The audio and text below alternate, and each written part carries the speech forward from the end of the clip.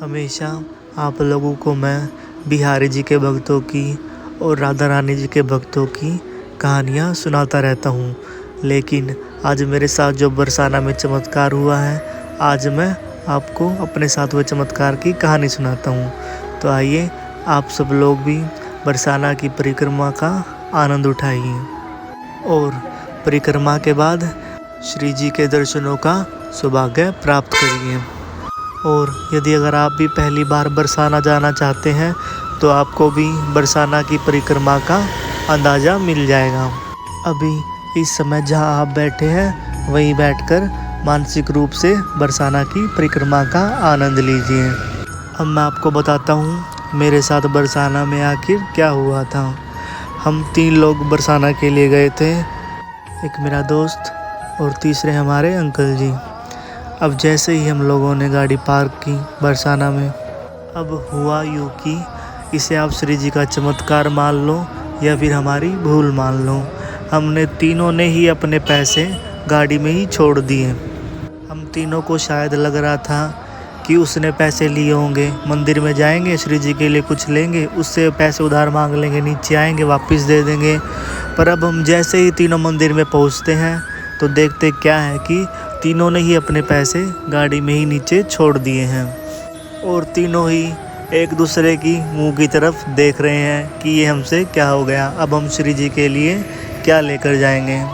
थोड़ी देर के लिए तो मन उदास हो जाता है कि इतनी दूर से आए हैं और श्री जी के लिए कुछ भी ले जा नहीं पा रहे हैं, और फिर मन को समझा लेते हैं कि क्या पता श्री जी की इस बार इच्छा यही हो। लेकिन फिर भी मन कहीं ना कहीं मान नहीं रहा था कि यह इतनी बड़ी गलती मुझसे कैसे हो गई, क्योंकि ऐसा पहली बार हुआ था कि श्री जी के सामने खाली हाथ जा रहे हैं, कि श्री जी के लिए हम कुछ भी नहीं ले जा पाए। फिर मन ही मन बहुत शर्मिंदा हो रहा था। फिर लगता है कि श्री जी से आके कैसे मिलाएंगे, श्री जी क्या बोलेंगी कि खाली हाथ ही आ गए, तुम कैसे भक्त हो। मन ही मन अपनी गलती मानकर श्री जी से प्रार्थना की कि श्री जी इस बार क्षमा कीजिए, अगली बार मैं आपके लिए कुछ न कुछ ज़रूर लेकर आऊँगा। मानते हैं कि भगवान भाव के भूखे होते हैं, हम उन्हें क्या ही दे सकते हैं, लेकिन फिर भी मन में भाव होता है ना, जब हम किसी अपने से मिलने के लिए बहुत टाइम बाद जाते हैं तो उसके लिए कुछ न कुछ ज़रूर लेकर जाते हैं। थोड़ी देर के लिए हम अपनी बात को रोकते हैं। मैं आपको बताता हूँ, अब हम पहुँच चुके हैं सांकरी खोर। अगर आप भी यहाँ आए तो थोड़ी देर यहाँ विश्राम कर ज़रूर जाएं।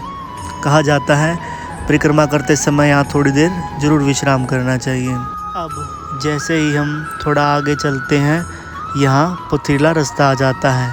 कहा जाता है भगवान श्री कृष्ण यहाँ गोपियों व श्री राधा जी की दही और दूध से भरी हुई मटकियों को तोड़ा करते थे, उनके साथ शरारतें किया करते थे।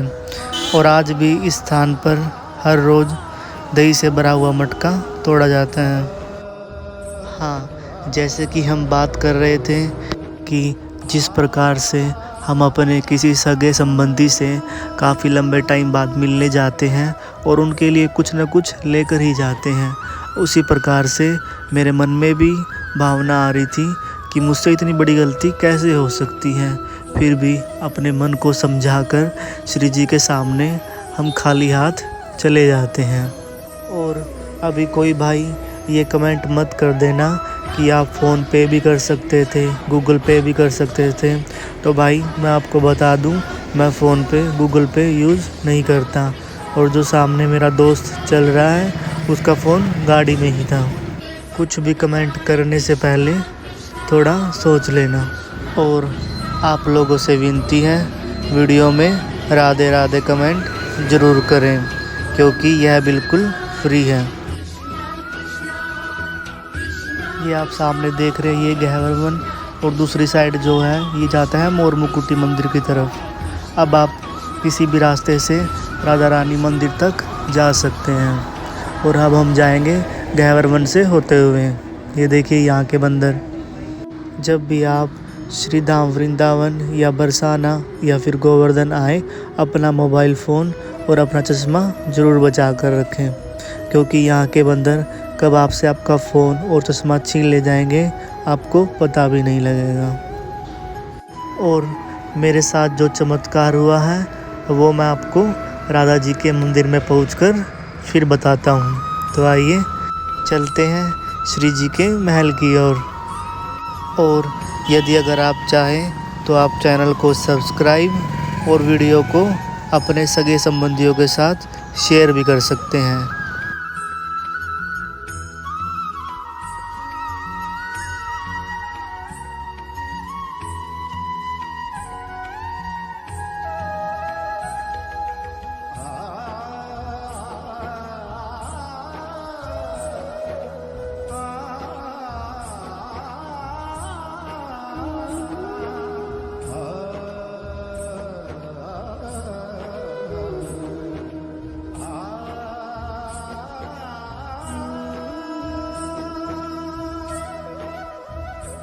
अब यहाँ से थोड़ी ही दूर हमारी श्री जी का महल है और अब हम श्री राधा जी के दर्शन के लिए पहुँचने ही वाले हैं।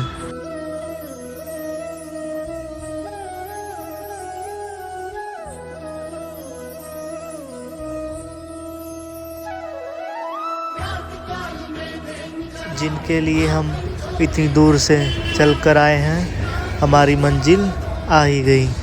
अब हम दर्शन करने वाले हैं हमारी श्री जी के, हमारी बरसाने वाली के।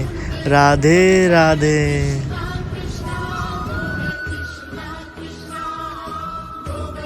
जैसा कि अभी थोड़ी देर पहले मैंने आपको बताया कि मेरे पैसे गाड़ी में ही रह गए थे, तो मन में बार बार भावना आ रही थी कि कहीं श्री जी मुझसे नाराज़ ना हो गई हो।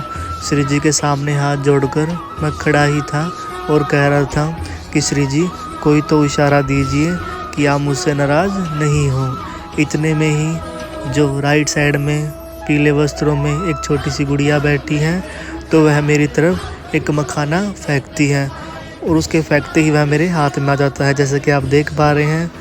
तो उससे मन में आता है कि श्री जी अब मुझसे नाराज़ नहीं है। इसी प्रकार से भगवान हमेशा अपने भक्तों को संकेत देते ही रहते हैं कि वह हरदम आपके साथ हैं। और मंदिर के प्रांगण में आप देख पा रहे हैं हर किसी के चेहरे पर अलग ही प्रकार की खुशी है। इसी के साथ अब मैं आपसे विदा लेता हूँ। यदि अगर आपको मेरा वीडियो अच्छा लगा है तो वीडियो को लाइक और चैनल को सब्सक्राइब, राधे राधे कमेंट ज़रूर करें।